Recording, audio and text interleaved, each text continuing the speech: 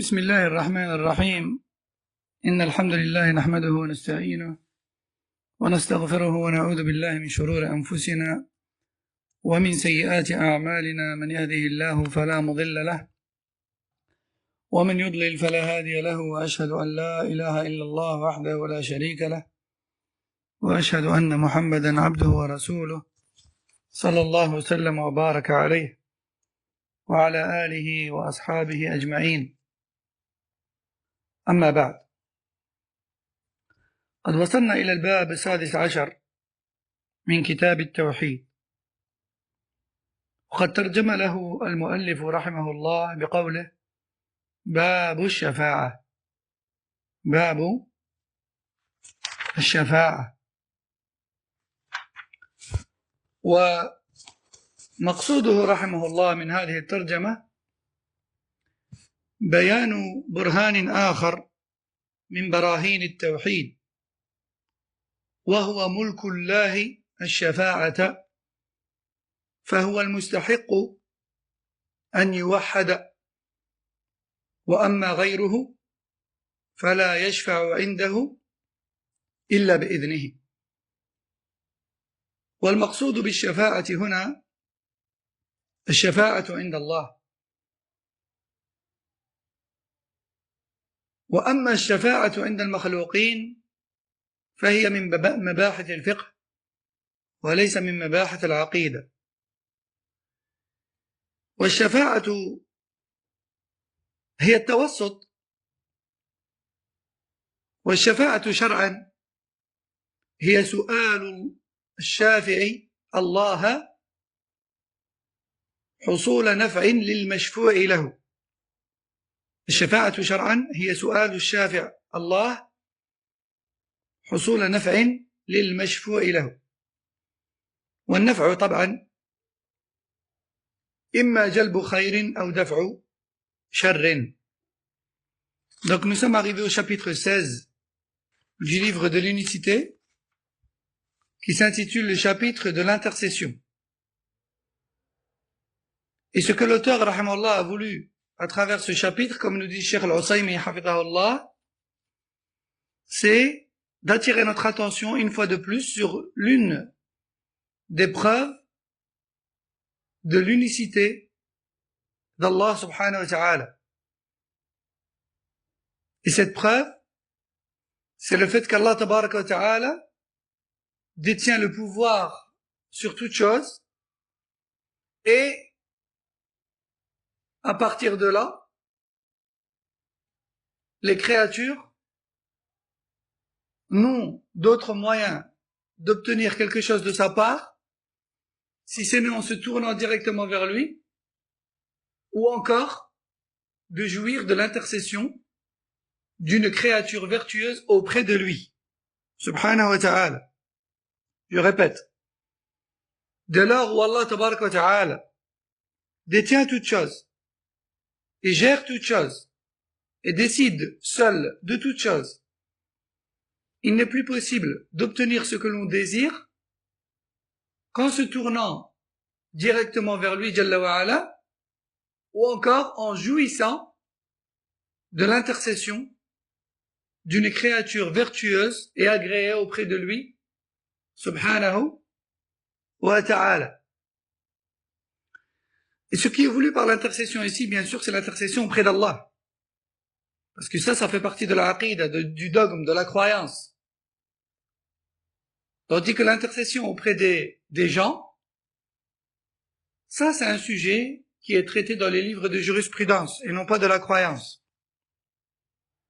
Les règles de l'intercession auprès des gens sont traitées dans les livres de jurisprudence islamique et non pas dans les livres de croyance. Ce qui est voulu ici, dans ce chapitre, c'est l'intercession auprès d'Allah. Et ça, oui, ça fait partie du domaine de l'aqid. Et l'intercession, linguistiquement parlant, c'est tout simplement le fait d'être intermédiaire entre deux personnes. Mais religieusement parlant, l'intercession, c'est le fait de faire l'intermédiaire entre une personne et Allah, entre une personne, une créature yani, et Allah, tabaraka wa ta'ala. Et l'intercession, elle se fait dans le but d'acquérir un bien, dans le but d'acquérir un intérêt précis. Et ce bien et cet intérêt va être soit le fait d'obtenir un bienfait, ou encore de repousser une menace. L'intérêt recherché auprès d'Allah, c'est toujours l'une de ces deux choses-là. Soit obtenir un bien, ou repousser un mal. وقد أتى المؤلف رحمه الله في هذا الباب بأدلة 7. أتى ب7 أدلة. الدليل الأول قول الله تعالى: وأنذر به الذين يخافون أن يحشروا إلى ربهم وأنذر به الذين يخافون أن يحشروا إلى ربهم ليس لهم من دونه ولي ولا شفيع.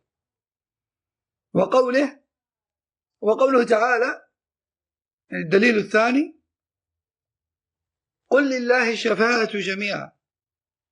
الدليل الثالث: من ذا الذي يشفع عنده إلا بإذنه. الدليل الرابع: وكم من ملك في السماوات لا تغني شفاعتهم شيئا إلا من بعد أن يأذن الله لمن يشاء ويرضى. الدليل الخامس قوله تعالى: قل ادعوا الذين زعمتم من دونه لا يملكون مثقال ذرة في السماوات ولا في الأرض. والدليل السادس قول أبي العباس يعني ابن تيمية رحمه الله، قال: نفى الله عما سواه كل ما يتعلق به المشركون، فنفى أن يكون لغيره ملك أو قسط منه أو يكون عونا لله، ولم يبقى إلا الشفاعة، فبين أنها لا تنفع إلا لمن أذن له الرب، كما قال تبارك وتعالى: ولا يشفعون إلا لمن ارتضى. فهذه الشفاعة التي يظنها المشركون هي منتفية يوم القيامة كما نفاها القرآن. فهذه الشفاعة التي يظنها المشركون هي منتفية يوم القيامة كما نفاها القرآن. وأخبر النبي صلى الله عليه وسلم أنه يأتي فيسجد لربه ويحمده، لا يبدأ بالشفاعة أولا، وإنما يسجد لله ويحمده، ثم يقال له: ارفع رأسك وقل يسمع وسل تعطى واشفع تشفع. والدليل السابع والأخير قال أبو هريرة رضي الله عنه: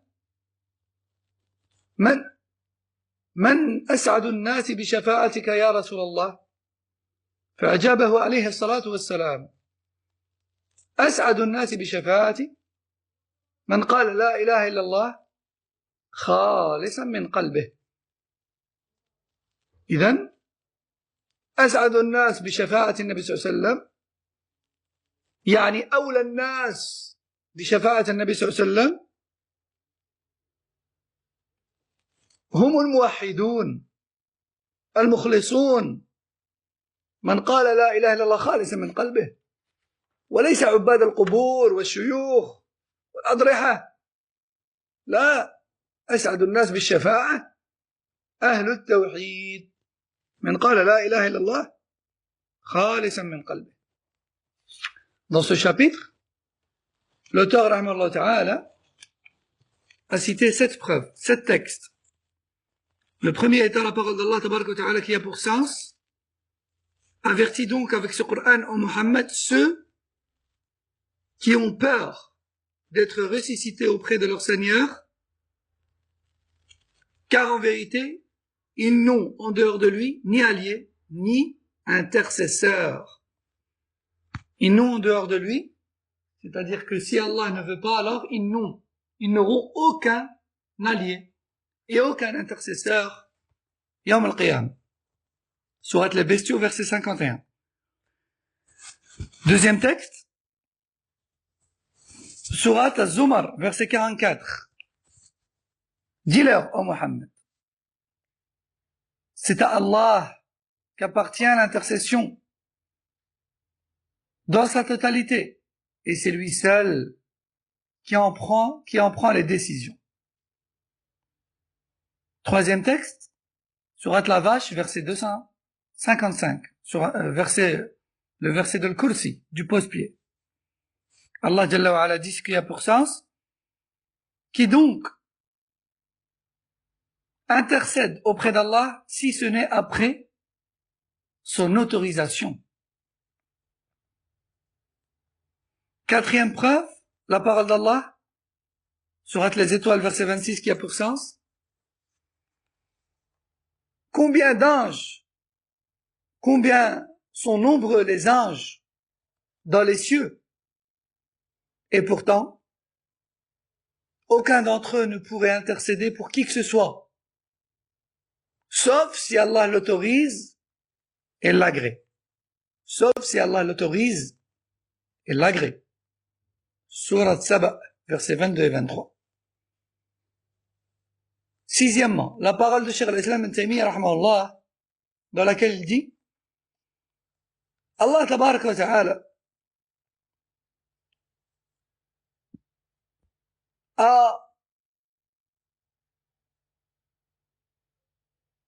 Allah Azza wa Jal s'est réservé exclusivement la gérance et la royauté et la possession de cet univers.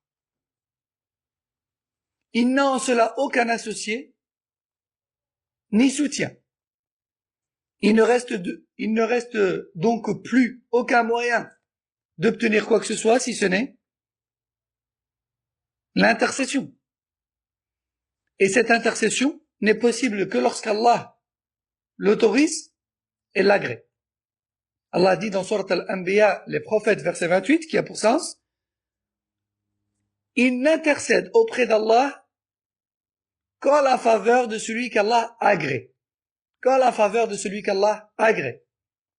Cette intercession donc, que les polythéistes, cette intercession en laquelle les polythéistes sont tant attachés, ne sera pas possible yawm al-qiyam. Si ce n'est lorsqu'Allah l'autorise et en la faveur de ceux qu'Allah agrée. D'ailleurs, le prophète sallallahu alayhi wa sallam lui-même ne pourra intercéder pour sa communauté qu'après s'être jeté prosterné pour Allah, qu'après l'avoir loué et glorifié avec des formules qu'Allah Jalla wa Ala lui apprendra ce jour-là. Et c'est seulement après ça qu'Allah Tabaraka wa Ta'ala lui dira lève la tête et parle, tu seras écouté, et demande, il te sera donné, et intercède, et cela te sera accordé. Septième et dernier texte, Abu Huraira qu'Allah l'agrée a questionné le prophète sallallahu alayhi wa sallam en disant « Ô messager d'Allah, qui sont les gens qui jouiront le plus et qui seront les plus prioritaires de ton intercession auprès d'Allah ?» Et le prophète sallallahu alayhi wa sallam de répondre « Les gens les plus prioritaires dans mon intercession auprès d'Allah sont tous ceux qui auront attesté que nul ne mérite d'être adoré sauf Allah, purement et sincèrement émanant de leur cœur. » Donc on voit clairement que l'intercession des pieux auprès d'Allah n'est que en la faveur des gens du tawhid, et non pas n'importe qui. Et non pas n'importe qui. قال الشيخ النجمي رحمه الله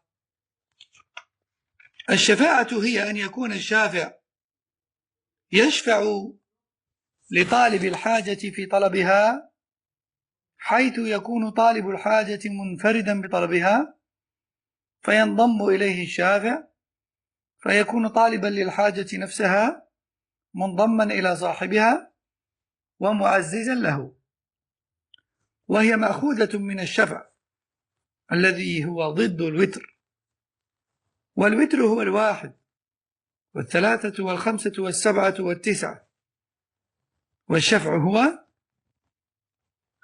من قسم على اثنين من دون كسر،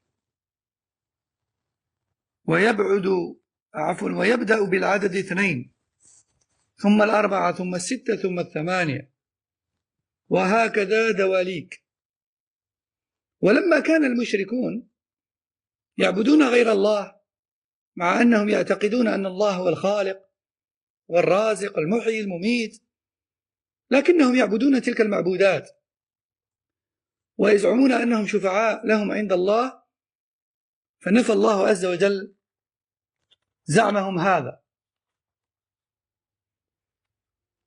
وأخبر أن الشفاعة لله، وأنه لا يملكها أحد غيره، لا ملك مقرب ولا نبي مرسل، وأن الواجب أن تطلب الشفاعة من الله، لأنها لا تكون إلا بإذنه، لا يستطيع أحد أن يشفع إلا بعد رضاه، وهي في الحقيقة إكرام للشافع ورحمة للمشفوع له بعد الرضا عن المشفوع له.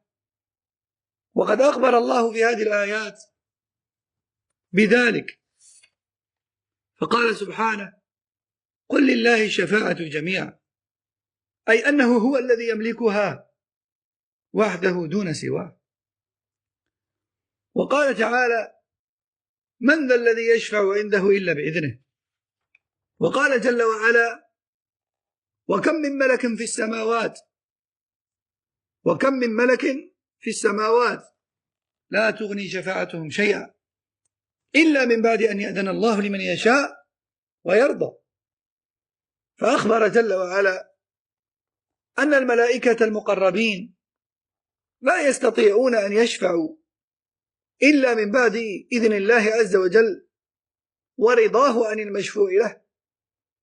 ومن اعتقد جواز الوساطة على الله وطلب الشفاعة منهم وقاسها على حال ملوك الدنيا الذين تطلب منهم الحاجات، فقياسه هذا باطل، لأنه سبحانه لا يقاس بخلقه ولا يحتاج إلى أحد من خلقه، فالملوك يحتاجون إلى من حولهم باعتبار أن المخلوقين يكمل بعضهم بعضا ويعين بعضهم بعضا.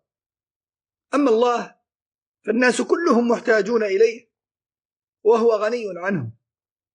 قال تعالى: يا أيها الناس أنتم الفقراء إلى الله والله هو الغني الحميد. والشفاعة لا تحصل من الله إلا بعد رضاه عن المشفوع له وإكرامه للشافع. Donc Cheikh Al-Najmi rahimahullah nous dit: l'intercession, c'est le fait, l'intercession à la base, c'est le fait de transmettre une demande par l'intermédiaire de quelqu'un auprès de celui de qui on désire la chose.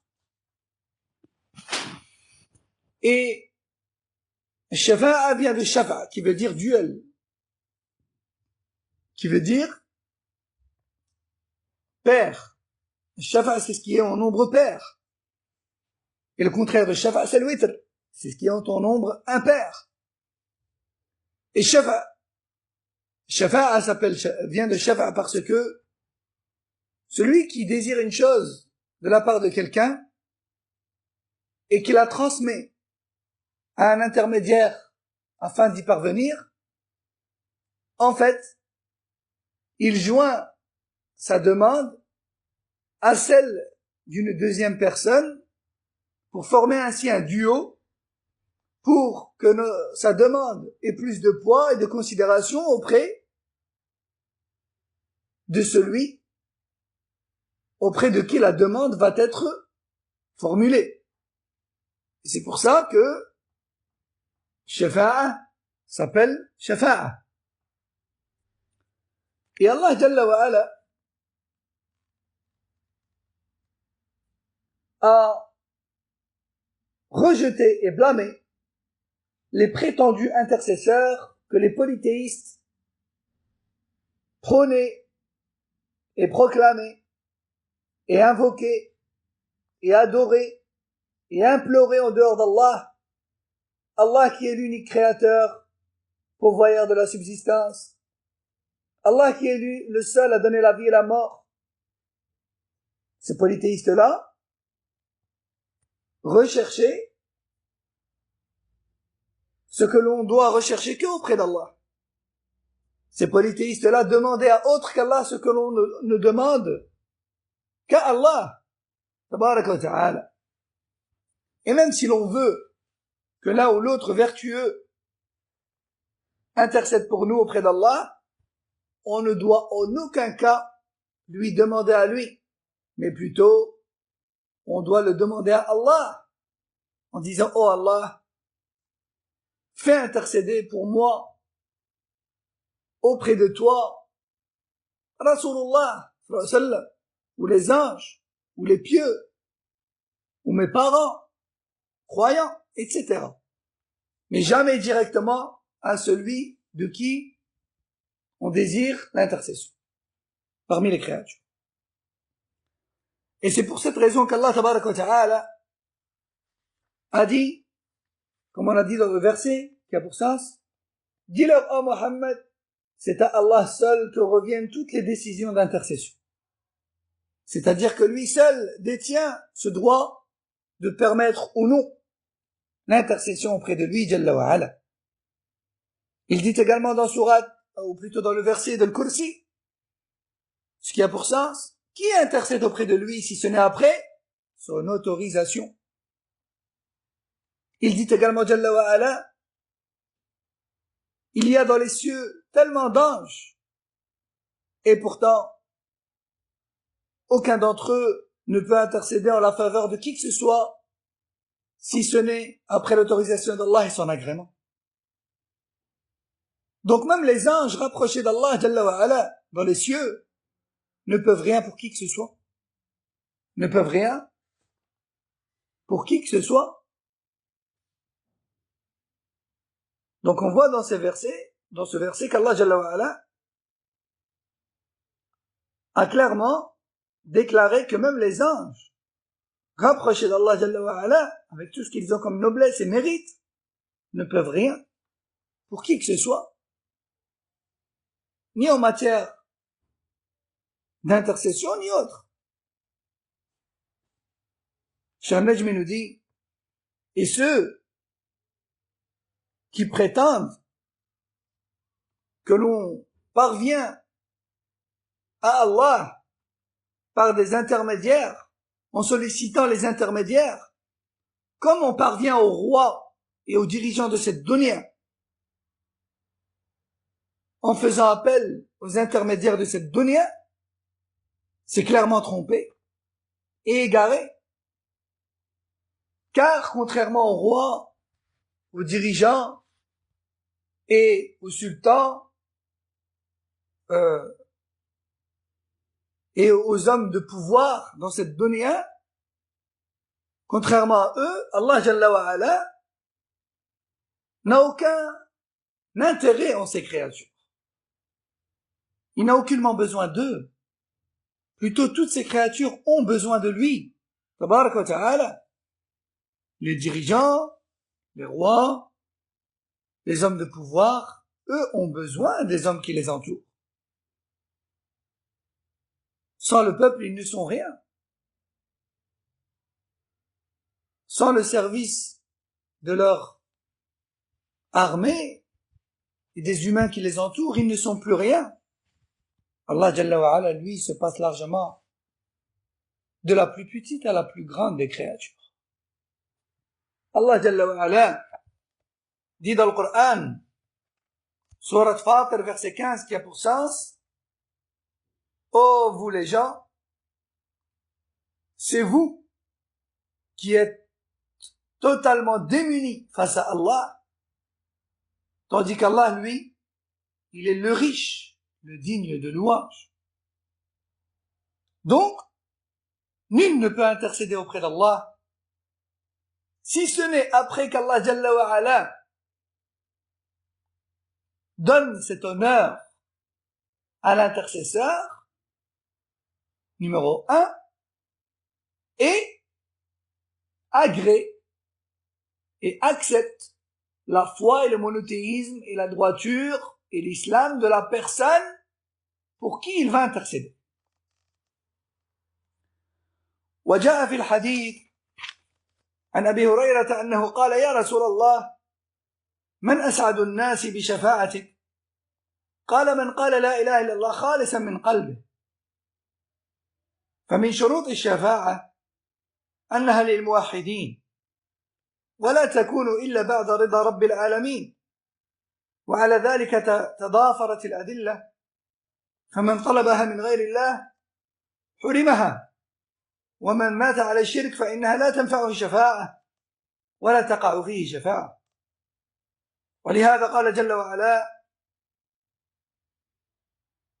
قل ادعوا الذين زعمتم من دون الله لا يملكون مثقال ذرة في السماوات ولا في الأرض وما لهم فيهما من شرك وما له منهم من ظهير ولا تنفع الشفاعة عنده إلا لمن أذن له. لما كان ملوك الدنيا يكون من يعينهم شريكا لهم في ملكهم، نفى الله عز وجل عن نفسه وعن ملكه الشراكة حتى لو كان في مثقال ذرة، ونفى أن يكون له ظهير من خلقه، لا ملك مقرب ولا نبي مرسل، فما له ظهير ولا شريك ولا معين ولا وزير. ومع ذلك قال: ولا تنفع الشفاعة عنده إلا لمن أذن له، وقال: ولا يشفعون إلا لمن ارتضى. فالنبي صلى الله عليه وسلم لم يشفع في أحد من قرابته الذين ماتوا على الشرك إلا في أبي طالب، فإنه يشفع في تخفيف العذاب عنه وليس في إخراجه من العذاب. وكذلك ورد أن النبي صلى الله عليه وسلم يلقى إبراهيم أباه آزر يوم القيامة، وعلى وجه آزر قترة وغبرة، فيقول له إبراهيم: ألم أقل لك لا تعصني؟ فيقول أبوه: فاليوم لا أعصيك. فيقول إبراهيم: يا رب، إنك وعدتني ألا تخزيني يوم يبعثون، فأي خزي أخزى من أبي الأبعد؟ فيقول الله تعالى: إني حرمت الجنة على الكافرين. ثم يقول: يا إبراهيم، ما تحت رجليك؟ فينظر فإذا هو بذبيح ملتطخ، يؤخذ بقوائمه فيلقى في النار. رواه البخاري. والذبيح هو ولد الضبع الصغير، ومعنى تلطخه بالعذرة تلطخه بالشرك والكفر. وفي هذا إشارة إلى عدم قبول الشفاعة فيه، وإن كان ولده خليل الرحمن. فالشفاعة المنفية هي التي تطلب من غير الله أو تطلب للمشرك. الشفاعة المنفية هي التي تطلب من غير الله أو تطلب من الله لكن للمشرك. والشفاعة المثبتة هي التي تطلب من الله وتطلب للموحد. فإن قيل كيف طلبت الشفاعة من الأنبياء في الآخرة في فصل القضاء؟ فالجواب أنه حينئذ كان الأنبياء جميعا وغيرهم قد أحياهم الله الحياة الأخيرة، وحينئذ جاز الطلب منهم مباشرة.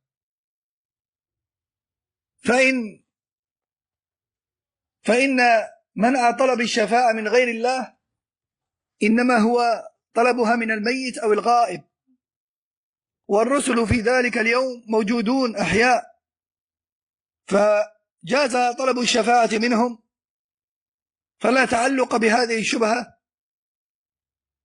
لأحد من المشركين الذين يريدون شيئا يتعلقون به ليجوزوا ما لم يكن جائزا ويبيحوا ما كان ممنوعا.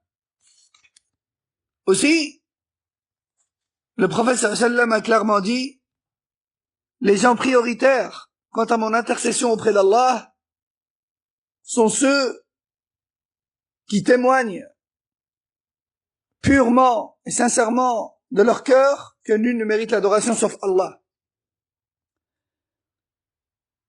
Les conditions de l'intercession donc pour les monothéistes, c'est tout d'abord d'être monothéiste et d'être agréé auprès d'Allah, que cela soit l'intercesseur ou celui pour qui il intercède. Les conditions de cette intercession, c'est d'être monothéiste, d'être agréé auprès d'Allah et d'en avoir l'autorisation. D'être monothéiste, d'être agréé auprès d'Allah et d'en avoir l'autorisation. Celui donc qui fait appel à autre qu'Allah directement pour jouir d'une intercession auprès d'Allah a commis un acte illicite et polythéiste. Et s'il meurt là-dessus, alors il sera encore plus privé de l'intercession. Et c'est pour cette raison qu'Allah Jalla wa Ala dit dans le Coran ce qui a pour sens: dis-leur, ô Mohammed, invoquez donc ceux que vous prétendez être en droit d'être adorés en dehors d'Allah. Mais sachez qu'ils ne peuvent rien pour vous auprès d'Allah, pas même de la taille d'un grain de moutarde dans les cieux et dans la terre. Ils n'ont aucune part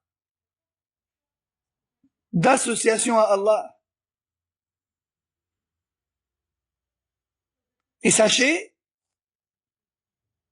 qu'aucune intercession n'est possible auprès d'Allah si ce n'est après son autorisation. Si ce n'est après son autorisation. Pas même un ange rapproché, ni un messager envoyé. Allah Jalla wa Ala n'a pas besoin d'eux. Il se passe largement d'eux. Et eux-mêmes, pour intercéder en la faveur de qui que ce soit, ils devront attendre l'autorisation d'Allah Jalla wa Ala.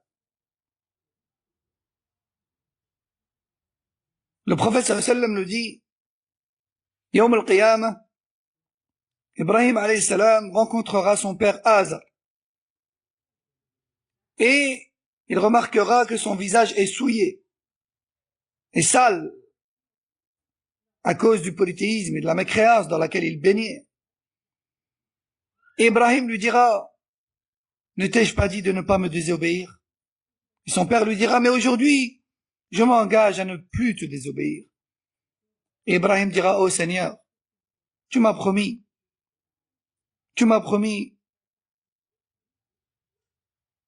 de ne pas m'humilier en ce jour.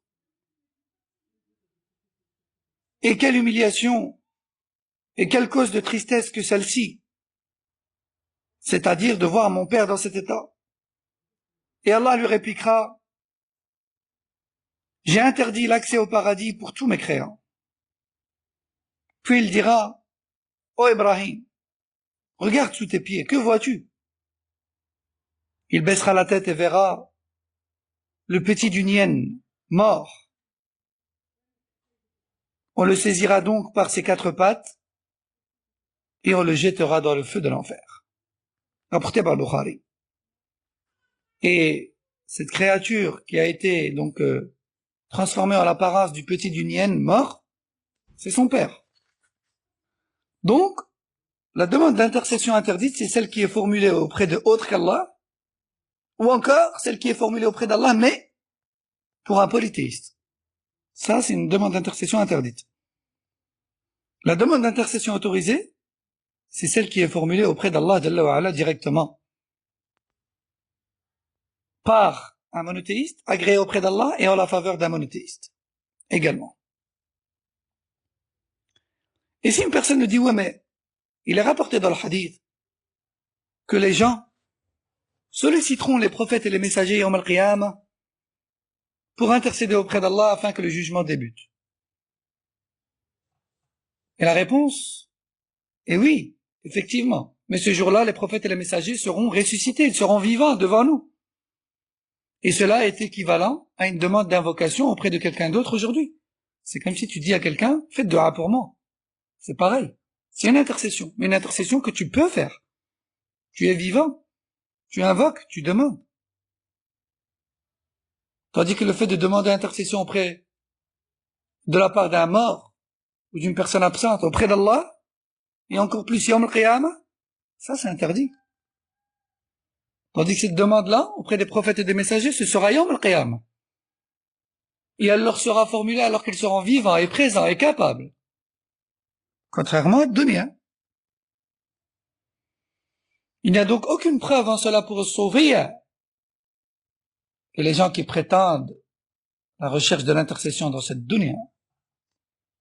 أما أقسام الشفاعة وأنواعها فهي 7 شفاعات 3 منها خاصة بالنبي صلى الله عليه وسلم لا يشاركه فيها أحد وهي الشفاعة في فصل القضاء التي يقال لها المقام المحمود والشفاعة في استفتاح باب الجنة والشفاعة في تخفيف العذاب عن عمه أبي طالب وأما الشفاعات في أقوام استحقوا دخول النار إلا ألا يدخلوها أو في أقوام دخلوا النار أن يخرجوا منها والشفاعة في أهل الأعراف الذين استوت حسناتهم وسيئاتهم أن يدخلوا الجنة والشفاعة في أهل الأعراف والشفاعة في رفعة درجات أقوام في الجنة فهذه الأربع عامة يشارك فيها النبي صلى الله عليه وسلم غيره من الأنبياء والصديقين والشهداء وسائر المؤمنين فهذه 4 وتلك 3 أي الخاصة بالنبي صلى الله عليه وسلم وإذن فالجملة 7 شفاعات اللهم اجعلنا ممن تشفع فيهم نبيك صلى الله عليه وسلم اللهم اجعلنا ممن تشفع فيهم نبيك صلى الله عليه وسلم وبالله التوفيق. Enfin, il faut savoir que les intercessions qui auront lieu Yawm al-Qiyamah sont de 7 catégories, de 7 types. 3 d'entre elles sont propres au prophète sallallahu alayhi wa sallam et 4 autres